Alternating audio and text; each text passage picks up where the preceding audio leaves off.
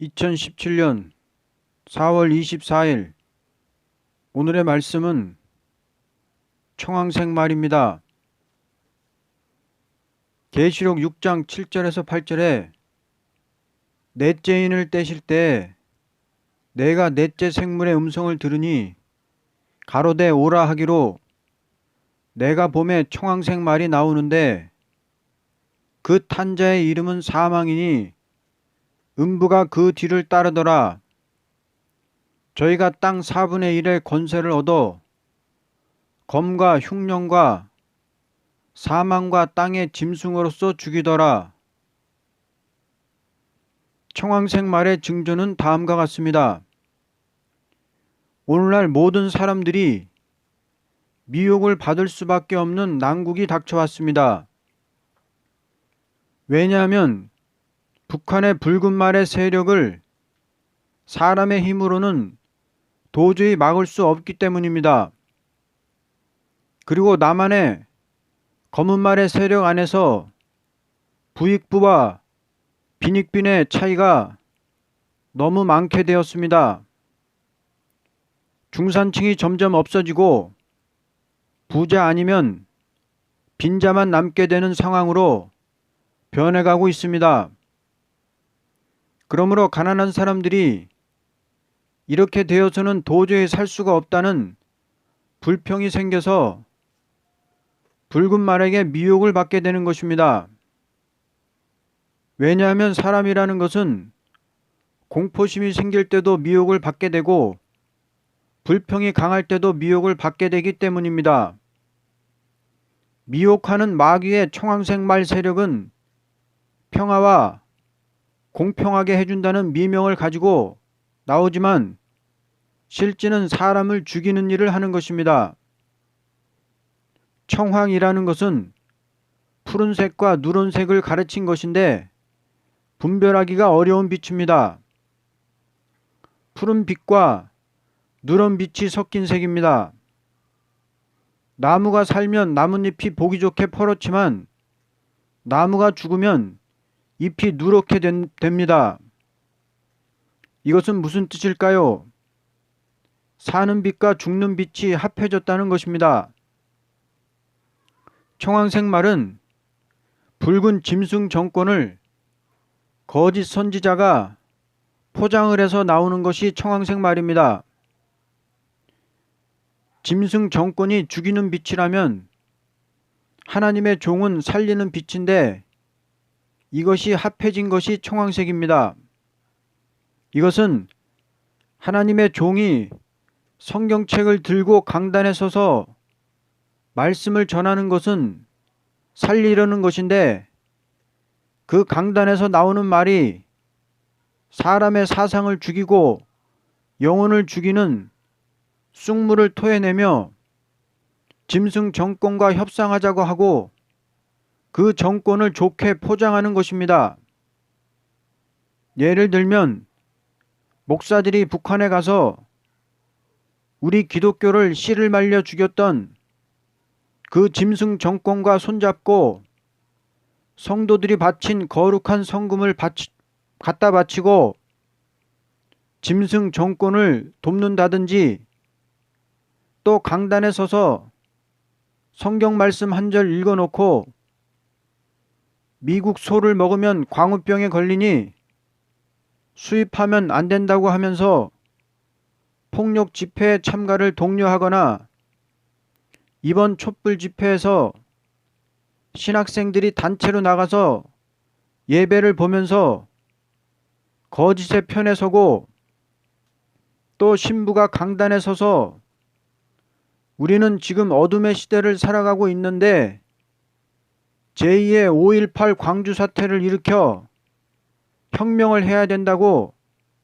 신자들을 폭동에 가담하도록 미혹하는 짓을 하는 것이 전형적인 청황생 말의 형태입니다. 인간 종말에는 이런 거짓 선지자의 말을 듣고 앞으로 북방에서 나올 적그리스도를 하나님으로 믿고 그 우상에게 절하고 경배하면 죽는 것입니다. 그러니까 하나님의 종이 어떻게 보면 살리는 것 같은데 알고 보니 죽이는 일을 하는 것이 청황색 말인 것입니다.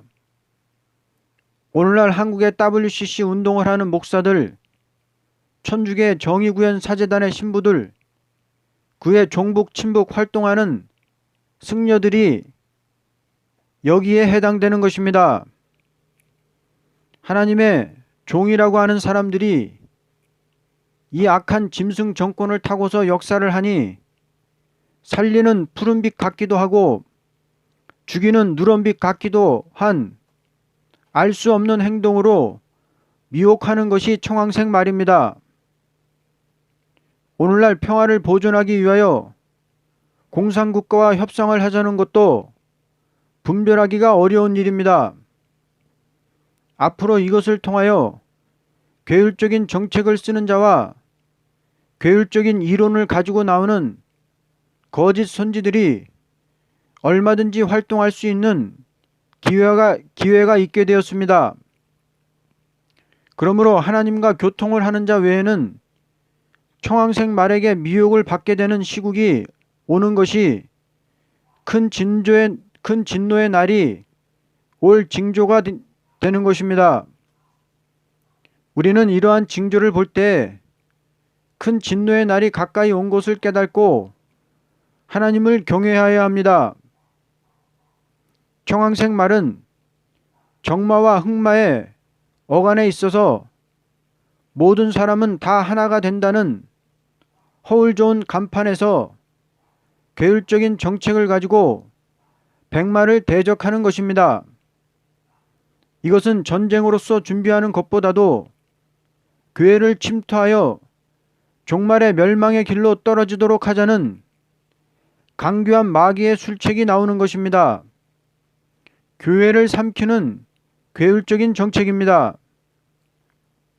하나님께서 전 세계 인류에게 전란이 오게 하는 것은 정마와 흑마로 오게 되는 것이요, 교회에 큰 재앙이 오는 것은 청황색 말로 오는 것이니 청황색 말로 영적으로 침투해 오는 음부의 세력입니다. 이와 같이 음부의 세력이 전 세계 인류를 먹어 나올 적에 교회가 버림을 당한 교회도 있고 청황색 말을 대항해서 싸우는 교회도 나올 것이니 이때 순교자의 동무가 나타나게 됩니다. 버림을 당할 음료 교권의 교회는 짓밟힐 것이요, 대항해 싸우던 초대교회는 환란에서 보호를 받을 것입니다. 8절 상반절에 보면은 그 탄자의 이름이 사망이니 음부가 그 뒤를 따른다고 했습니다. 음부라는 곳은 마귀가 있는 곳입니다. 예수님께서 다시 오는 목적은 붉은 말을 탄 악한 세력을 없애기 위하여 오시기 때문에 붉은 말과 협상하는 사람은 붉은 말과 같이 심판을 받게 됩니다. 그러므로 푸른빛과 누런빛이 합해지면 죽는다는 뜻으로서 이름을 사망이라고 했습니다. 이 사망이라는 것은 세상의 죄악의 세력을 고조시켜서 결국에는 음부에 빠뜨린다는 것입니다. 또 검을 가지고 죽인다는 것은, 검은 학살을 말하는데 북한이 한국과 평화 조약을 맺자는 것은 죽이려는 마음을 가지고 속이는 일입니다. 겉으로는 평화를 말하면서 미군을 철수시킨 후에 무력으로 쳐서 많은 사람을 죽이려는 것입니다. 또 흉년으로 죽인다고 했습니다. 흉년은 무엇을 말하냐면 아모스 8장 11절에 그날이 온다. 나 주 하나님이 하는 말이다. 내가 이 땅에 기근을 보내겠다. 사람들이 배고파 하겠지만 그것은 밥이 없어서 겪는 배고픔이 아니다. 사람들이 목말라 하겠지만 그것은 물이 없어서 겪는 목마름이 아니다. 주의 말씀을 듣지 못하여서 사람들이 굶주리고 목말라 할 것이다. 라고 했습니다. 흉년은 자유를 박탈해서 말씀을 못 듣게 하는 것입니다. 따라서 마지막에 청황색 말은 세계 4분의 1의 권세를 차지하고서 그 안에 있는 성도들은 말씀을 듣지 못한 기갈로서 괴로워할 것이라고 말씀을 했습니다. 또 땅의 짐승으로 죽인다고 했습니다. 이 말씀은 유물론 사상을 가진 사람과 예수를 믿는 사람이 함께 합할 수는 전혀 없다는 것입니다. 그러므로 땅의 짐승으로 죽인다는 것은 유물론 사상을 가진 짐승 국가와 협상을 하고 타협을 하면 그 영이 죽는다는 말입니다. 앞으로 나올 적그리스도는 겉으로는 좋게 말하면서도 사람을 학살시키는 일을 하고 하나님의 진리를 대적하며 사람이 죄 짓는 일을 하도록 만드는 것입니다. 우리는 절대로 속지 말고 짐승 국가와 화평한다는 것은 청황색 말을 탄 자와 같은 행동이라는 것을 알아야 합니다. 도둑질하는 사람이 좋은 보화를 가진 사람을 겉으로는 사랑한 채 하면서 그 좋은 보화를 빼앗으려고 하는데 좋은 보화를 가진 사람이 도둑놈과 화평한다면 얼마나 어리석은 일입니까? 이와 같이 예수 믿는 사람이 괴율 정치와 화평한다는 것은 가장 어리석은 일입니다. 오늘날 신자라는 사람들이 북한의 지령에 따라서 이루어지는 광우병 촛불 집회에 참석하고 이번에 박 대통령을 물러나라는 촛불 집회에 참여한다는 것은 짐승에 동조하는 어리석은 짓입니다. 그들은 그러면서도 자신들이 정의의 편에 섰다고 착각을 하고 있습니다. 하나님께서 사람에게 완전한 것을 주시는 데 있어서는 먼저 가장 강교한 뱀인 사단의 세력인 거짓 선지를 내보내서 완전케 해주겠다는 말씀을 의심이 나도록 하는 동시에 믿어지지 않게 하십니다. 하나님의 말씀을 순종하려면 얼마든지 방해할 수 있는 것으로 하나님께 허락받고 나온 것이 붉은 용의 세력이라는 것입니다.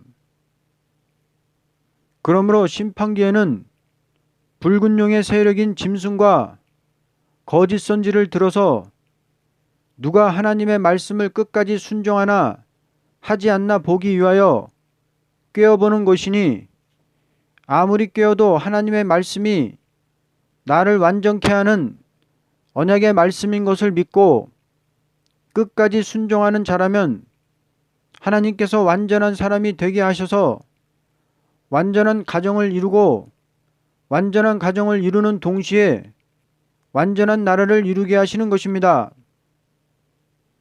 인간 종말의 환란이라는 것은 진실한 하나님의 종과 거짓 선지가 전쟁을 하게 되는 것을 말합니다. 이때 거짓된 자와 싸우지 않고 싸우다가는 손해를 보겠다는 생각에서 협상을 한다는 것은 그 시간부터 거짓된 자에게 먹히는 생활이 됩니다. 왜냐하면 거짓된 붉은 용과 짐승의 세력과 거짓 선지의 세력을 무서워하지 않고 끝까지 진실하게만 싸워 나간다면 그 밖의 모든 일은 하나님께서 전부 역사하셔서 약해도 가난해도 아무리 부족이 있다 하여도 이기도록끔 싸워주시겠다는 것이 하나님의 말씀이기 때문입니다. 과거에도 증거를 보여줄 때 정직한 사람이 거짓된 사람과 타협하면 거짓된 사람에게 먹힘을 당하게 했고 진실한 사람이 끝까지 싸우면 하나님께서 나타나셔서 승리하게 하셨다는 것이 성경에 기록된 역사입니다. 구약시대의 진실한 사람으로 거짓된 자를 이기게 하시면서 인간 종말에도 완전 승리를 이루고 새 시대의 축복을 받을 자는 진실한 사람이라는 것을 말한 것입니다. 과거 역사를 보아도 정직한 사람이 거짓된 사람과 타협하면 그 시간에 하나님께서 나타나셔서 내가 앞으로 망하리라고 말씀하였습니다. 과거 히스기야 왕이 정직한 왕이었지만 바벨론에서 온 거짓된 사신을 받아들여서 비밀을 다 보여주었다는 조건으로 그 즉시에 이사야를 통하여 바벨론 사신이 본 것은 다 바벨론이 가져가게 된다고 예언했던 것입니다. 과연 그대로 괴율적인 바벨론 정책에 예루살렘은 완전히 망하고 말았습니다. 이것을 보아도 정직한 사람이 거짓된 자와 타협한다는 것은 그 시간부터 망한다는 것이 분명합니다. 결론적으로 오늘날 공산당과 협상주의, 거짓 선지들의 말은 전부가 거짓말인데 그 세력과 협상한다는 것은 그 시간부터 실패의 근본이 될 것입니다. 그러므로 지금 공산주의 세력과 그에 동조하는 남한의 협상주의 세력이 평화 통일이니 자유보장이니 하는 것은 기만 정책을 쓰기 위하여 가지고 나오는 한 표어에 불과합니다. 평화라는 것도 거짓이 없는 곳에서 이루어지는 것이요, 자유라는 것은 거짓이 없는 곳에서라야 이루어지게 되는데 기만 정책을 쓰는 공산주의의 평화와 자유라는 것은 진실하신 하나님 앞에 멸망받을 음료적인 행동이 될 것입니다. 진실하고 정직한 사람에게 큰 시험은 이제부터 있게 될 것입니다. 왜냐하면 우리나라는 이번 대선으로 협상 시대로 들어가기 때문입니다. 정직한 양심과 사상을 가진 사람이 하나님의 보호를 믿고 청황색 말을 탄 협상주의 세력들을 배격하고 일어나야만 하나님의 역사는 일어나게 될 것입니다. 아멘.